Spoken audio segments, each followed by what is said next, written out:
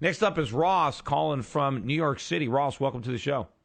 Hey, thanks, Peter. My question has to do with your predictions, specifically market timing. And specifically, I remember you gave an interview probably 10 years ago talking about the possibility of inflation, rising interest rates, and that hasn't happened yet.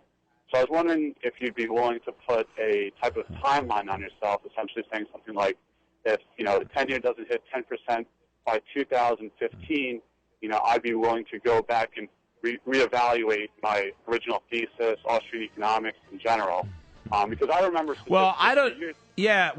I don't know that I can even figure out a timeline by which I would have to concede that my ideas about economics are wrong. Because so far everything that I'm predicting is happening. We haven't had the big increase in interest rates, but we've had almost everything else. And I think the increase in interest rates is inevitable, although I cannot time it.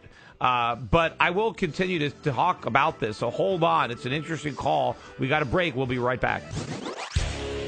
We now return to the Peter Schiff Show. Call in now, 855-4-SCHIFF. That's 855-472-4433. Rebel Radio, the Peter Schiff Show. Welcome back, everybody. This is Peter Schiff here at schiffradio.com. And before the break, I got a call from Ross in New York. And hey, I didn't want anyone to think I was letting myself get saved by the bell by appearing not to want to answer a difficult question that's calling taking into account my forecasts over the years. And if I continue to be wrong, let's say, on interest rates, would I reevaluate my outlook? And hey, Ross, first of all, one thing that you mentioned is you said that I predicted inflation 10 years ago, and I would beg to differ that I got that wrong. I would say that prices have risen rather considerably over the last 10-year period.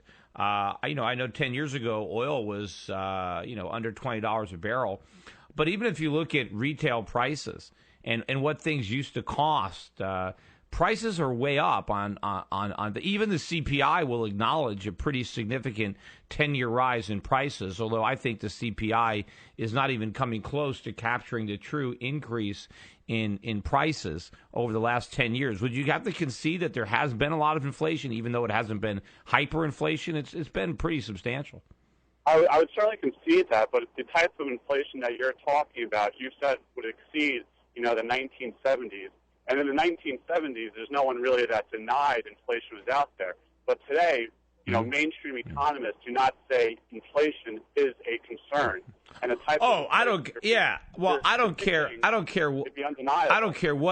I don't care what mainstream economists say. Mainstream economists said everything was great in the housing market right before it crashed. So I don't care about mainstream economists. But, there are some measures of inflation, like shadow stats that show inflation 9-10%. So that is similar to what we had in the 1970s. I'd say that the true rate of inflation is probably somewhere between, at least prices, somewhere between shadow stats and the government. I would say that the real rate of inflation measured by the CPI is north of 5%, even though the government might report 2 or 3. But the one thing that's happening, Ross, that is keeping the inflation rates of much higher levels from surfacing is the massive external demand for dollars by foreign central banks and by investors around the world who are foolishly using the dollar as a safe haven.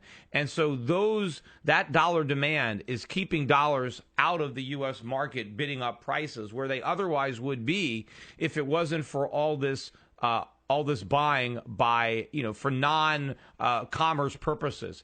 And so once foreigners lose confidence in the dollar and central banks stop hoarding dollars, all that inflation is going to come home to roost, and then it's going to hit us like a tidal wave. But I also want to move on to interest rates, because you are correct. I have thought that interest rates would rise, and over the last 10 years, they have not risen for the government.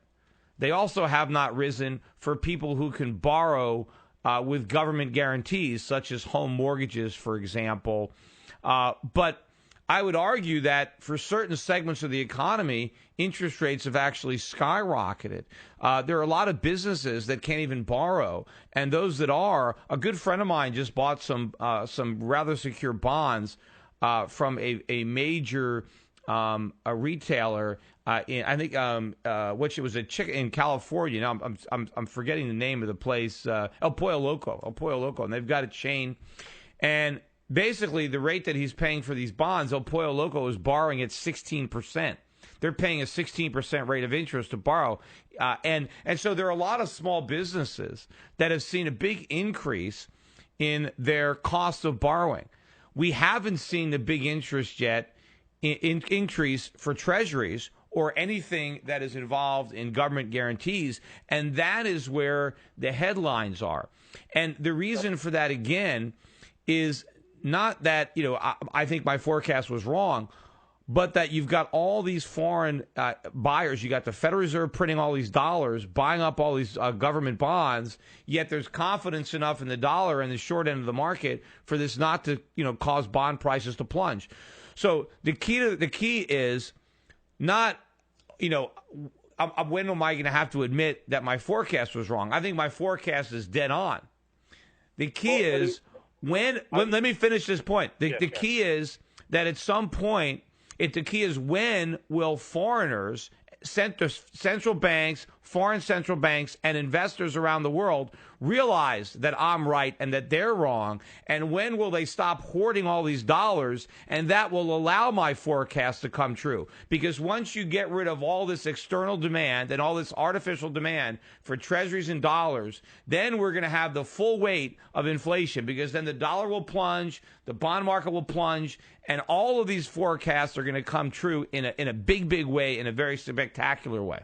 Sure, I don't deny that at all. But in terms of the real crash that you say is coming, I mean, the extent of the damage that you predict, I would think you admit everyone would fully acknowledge. Now, if that doesn't happen in another 10 years, I mean, just any sort of time frame, because it's tough for me to defend you against my friends when I've been talking about this for so many years. And one point that you mentioned. Yeah, I would be shocked, Ross. I would be shocked if this went another 10 years. But, I don't know what might happen between now and then that would now enable us to delay it. I mean, maybe there's a crisis in Japan after the crisis in Europe. And maybe somehow we're a safe haven from that. And so maybe our debt can go to 25 trillion or 30 trillion. I don't know. I mean, I think that would be a stretch to forecast that, but it's not impossible. And I don't know. Maybe we'll discover life on other planets. Maybe they'll land on our planet from another solar system and they'll be willing to buy U.S. treasuries. I don't know. Crazy things could happen that might be able to expand the universe and let us build this bubble up bigger and bigger and bigger. But at some point, it has to implode.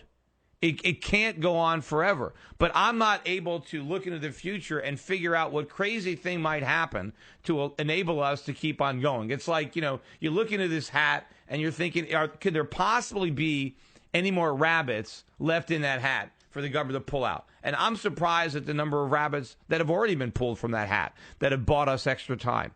But you know what?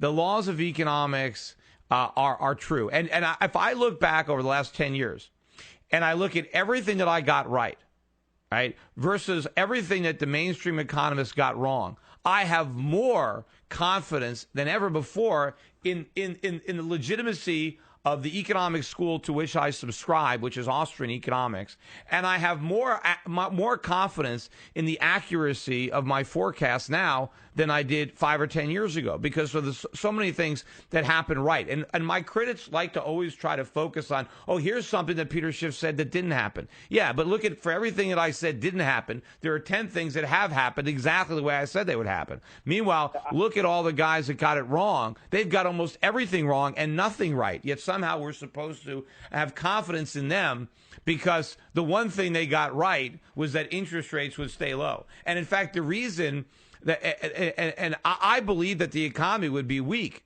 just like that. I knew most other people that thought interest rates would go up thought they would go up because the economy was going to improve. I knew the economy wouldn't improve. I just figured that investors would wake up sooner than this and that we would have to pay high interest rates in a weak economy.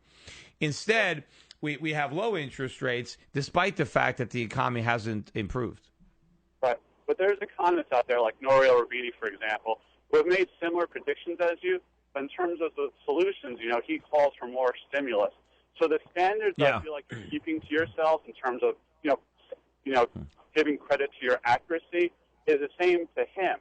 So it's no. If you look at Rubini, he hasn't gotten nearly as much right as I have. He got the housing market right, but in many cases he didn't get all the reasons.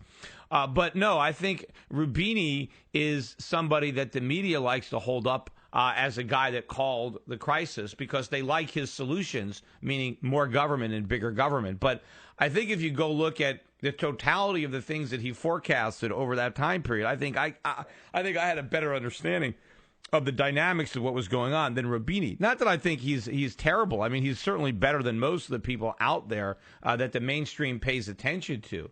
But I think I've got a better history if you look at all the things I've said than Rubini. And I think Rubini too understands how bad it's going to be. I think he might be of the opinion that inflation is better than collapse. That he knows it's going to be bad either way, and so he thinks maybe we should just have inflation to avoid the defaults and the collapses. See, I think that inflation is worse. I'd rather have a free market correction with a bubble deflating than just trying to blow up endless bubbles, which I guess is what Rubini is recommending to try to avoid the pain. But at least Rubini understands that things are really bad. A lot of other people, don't know that. But hey, Ross, thank you for the call.